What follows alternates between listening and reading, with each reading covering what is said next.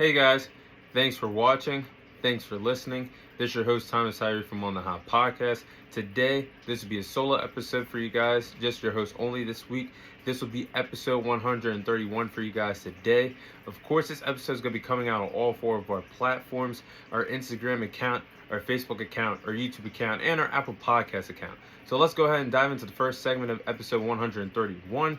I'll be sharing my game recap of the NFC Championship rematch that transpired in the NFL between the San Francisco 49ers and the Philadelphia Eagles. So we saw on Sunday, matter of fact, let's just call it what, I see a spade, we call a spade, we see it, we call it, it's a spade, we call it, it is what it is.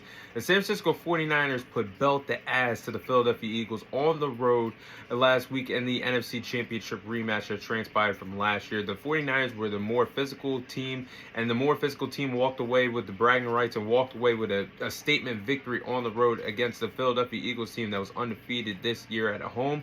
And we all got the answer. If Brock Purdy did not get hurt in that NFC Championship game, hell, if the 49ers had a healthy quarterback in that game against the Philadelphia Eagles in the NFC Championship, it would have been the 49ers that went to the Super Bowl instead of the Philadelphia Eagles. We all got that answer on the field when the 49ers dominated the Eagles in dominating fashion. And we've seen the 49ers had 6 straight possessions that ended in 6 straight drives that ended in 6 straight touchdowns for the San Francisco 49ers against the Philadelphia Eagles on Sunday.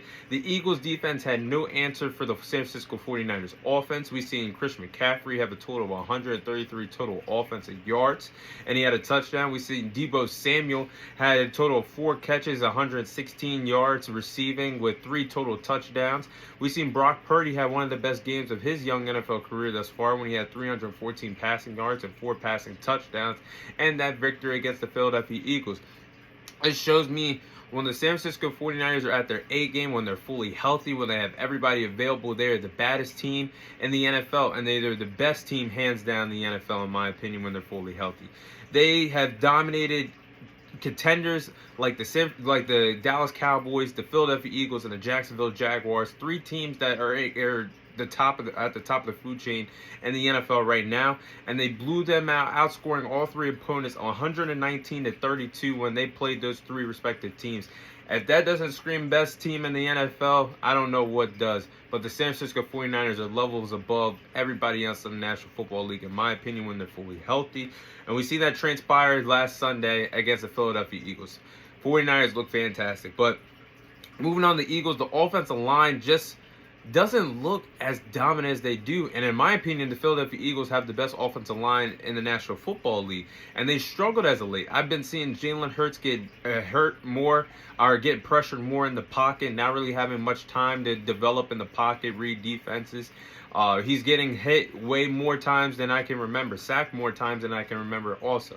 It just doesn't seem right. It doesn't seem like the Philadelphia Eagles offensive line is playing at their top of their game. It doesn't seem like they're firing on all cylinders right now, which could be a concern for me, because the Eagles offensive line is the unsung hero of that offense. We all know the tush-push play that they do on a weekly basis, but that offensive line is the key ingredient to their success on the offensive side of the ball. And when they're not going, when things aren't going well for the offensive line, they're not going to play well on offense. So that's something to look out for too.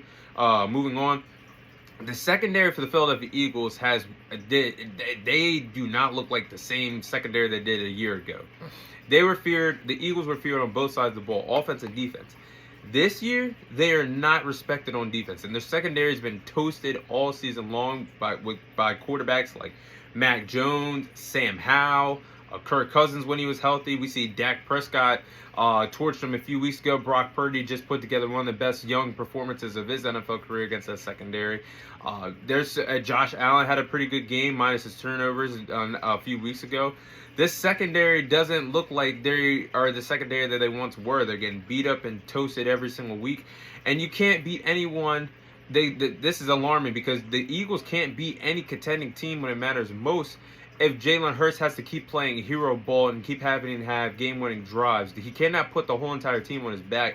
Football is a team sport, and when your defense is allowing so many points and you have Jalen Hurts who's not 100% having to play hero ball all the time, you're not going to be successful. And I think that's going to hurt the Philadelphia Eagles in the long run if they can't get their secondary under control and fix their problems. But Defense should get a tad bit better.